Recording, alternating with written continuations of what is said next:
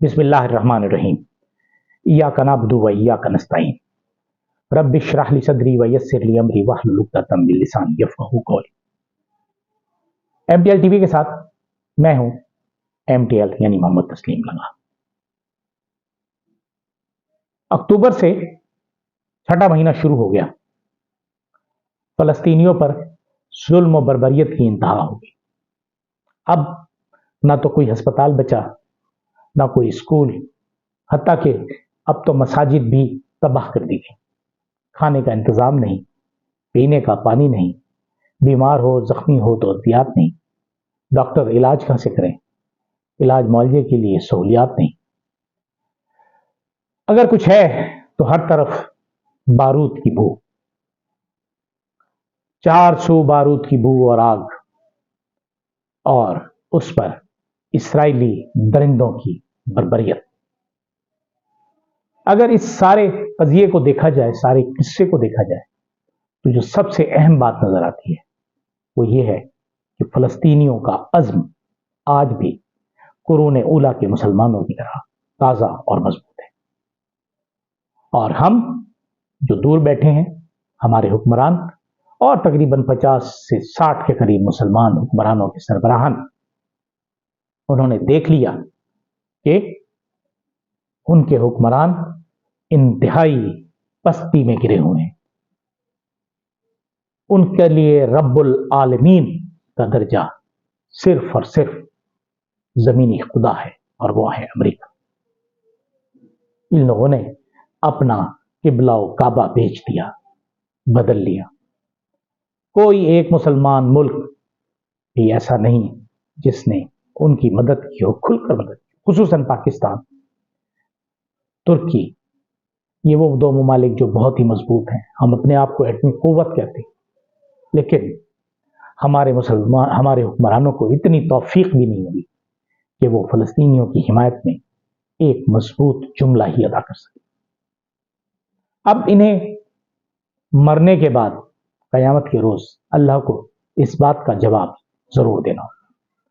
لیکن عوام جو مسلم امہ ہے، اس نے یہ ثابت کیا کہ ہم ساتھ ہیں اور ہم فلسطینیوں کے ساتھ ہیں۔ جگہ جگہ مظاہرے ہوئے، پاکستان سے مظاہرے تو ہوئے، پاکستان میں ان کے لیے بہت سی امداد بھی بھیجی گئی، ادویات بھیجی گئی، وظائف کی بات کی گئی، فلسطینیوں کی مدد کی گئی، پاکستان میں بھی اور پاکستان سے باہر بھی۔ فلسطینیوں کے لیے وسائل بھی مہیا کیے گئے جو الخدمت نے کیے۔ دوسری جانب اگر ہم دیکھیں کہ عوامی سطح پر تو جو کام ہوا، لیکن قومی سطح پر ایک الیکشنز آئے جو پچھلے ہفتے ترکی میں ہوئے، اور ترکی کے صدر جو ہیں رجب طیب اردوغان، ان کی اس پالیسی فلسطینیوں کی واضح حمایت نہ کرنے اور اسرائیل کی واضح مذمت نہ کرنے پر ترکیہ کے عوام نے انہیں شکست فاش سے دوچار کیا۔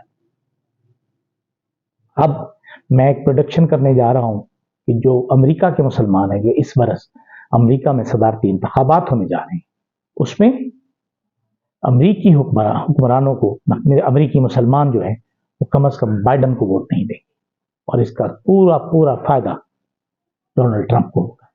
اور اس دفعہ فلسطینی انشاءاللہ جو بائیڈن کو شکست دلوائیں گے، ان کا صبر، ان پہ ہونے والا ظلم جو بائیڈن کی شکست کی صورت میں سامنے آئے گا۔ اس کا ایک واضح اشارہ ہمیں کل ملا جب سالانہ افطار ڈنر جو وائٹ ہاؤس میں دیا جاتا ہے امریکی صدر کی طرف سے امریکی مسلمانوں نے اس کا بائیکاٹ کیا، اور ایک بہت بڑا تھپڑ تھا، ایک تماچا تھا جو امریکی صدر کو پڑا۔ دوسری طرف اگر ہم پاکستان میں آئیں تو پاکستان میں نہ وسائل کی کمی ہے، نہ ہی دولت کی کمی ہے۔ ہمارے یہاں تو دولت اور وسائل کا صحیح استعمال نہیں ہو رہا، وسائل صحیح استعمال نہیں ہو رہے، دولت چوری کی جا رہی، منی لانڈرنگ کی جاتی، اربوں ڈالر کی منی لانڈرنگ ہوتی۔ پاکستان کے مسائل جو حقیقی مسائل ہیں ان پر تو کوئی توجہ دیتا ہی نہیں ہے۔ پچھلے 2 ماہ سے جب سے یہ حکومت آئی ہے، صرف آئی ایم ایف کر رہی ہے۔ آئی ایم ایف کا پروگرام لینا ہے انہوں نے، انہوں نے صرف IMF کا پروگرام لینا ہے. پاکستان میں جو وسائل ہیں ان کو بہتر کیسے کرنا ہے, ان کو مینج کس طرح کرنا ہے, پاکستان کی ضروریات جو ہیں ان کو کیسے پورا کرنا ہے, توانائی کی ضروریات کو کیسے پورا کرنا ہے. ایران سے ہم تیل نہیں لیں گے. امریکہ ہمیں ایران سے گیس یا تیل نہیں لینے دے گا. گیس کی پائپ لائن تو پڑی ہوئی ہے, تو ہمیں گیس بھی نہیں ملے گی, کیونکہ ہم امریکہ کے غلام ہیں.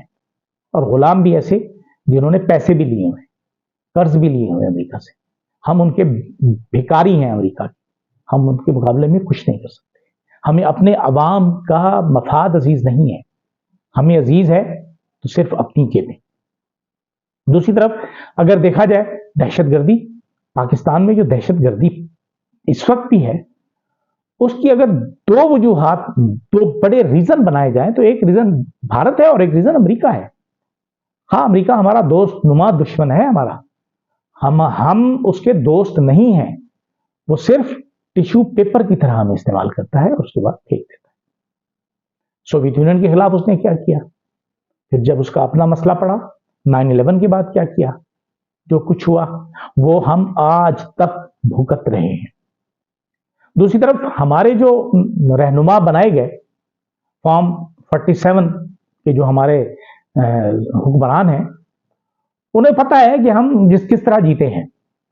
انہیں وہ بہت اچھی طرح جانتے, اس کا اظہار کریں نہ کریں, لیکن وہ جس طرح جتوائے گئے ہیں اب وہ غلام ہیں ان کے.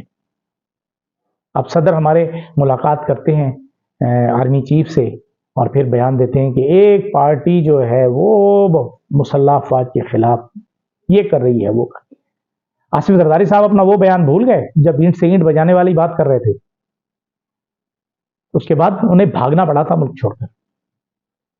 دوسری طرف نواز شریف اور شہباز شریف مسلم لیگ نون والے, شاید ان کا پردہ تو فاش نہیں ہوا تھا, چاک نہیں ہوا تھا.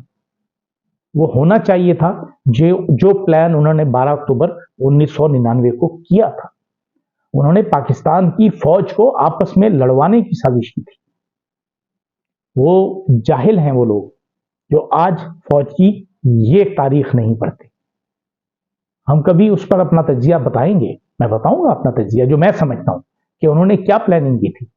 اور جب کچھ نہ ملا تو آخر میں انہوں نے فوج اور پولیس کی ایلیٹ فورسز کو آمنے سامنے لا کھڑا کیا, اور فوجیوں نے جو کپتان تھے اور جو انہوں نے 2 تھپڑ مارے ان پولیس کانسٹیبلوں کو اور انہیں بھگا دیا وہاں سے. یہ سب تمام چیزیں تاریخ کا حصہ ہیں.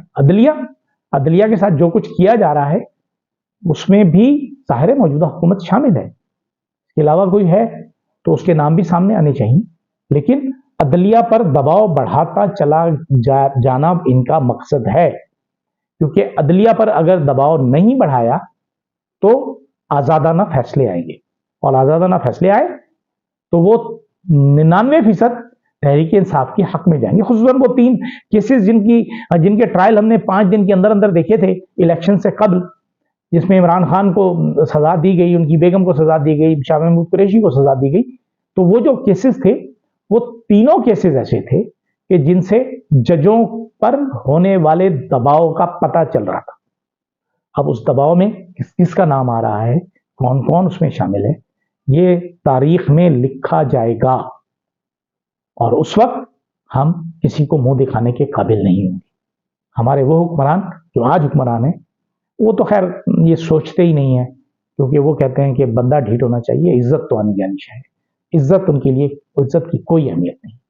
وہ دوسروں کی عزتوں کی بھی پگڑیاں اچھالتے ہیں, عزتیں اچھالتے ہیں, پگڑیاں اچھالتے ہیں. اپنی تو ان کی بہرحال عزت ہے یا نہیں, وہ تو کچھ نہیں ہے.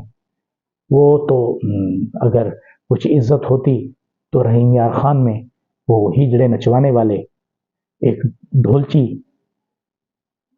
یہ زندگی کو ضرور یاد رکھ لیتے کہ وہ ڈھولچی کیا تھا, کیا کرتا تھا, اب اس کی اولاد کیا ہے, کیا کرتی ہے, اور اس کی رشتہ داریاں کہاں تک ہیں. یہ سوچنا ہم سب کا کام ہے. اجازت دیجیے, اللہ حافظ.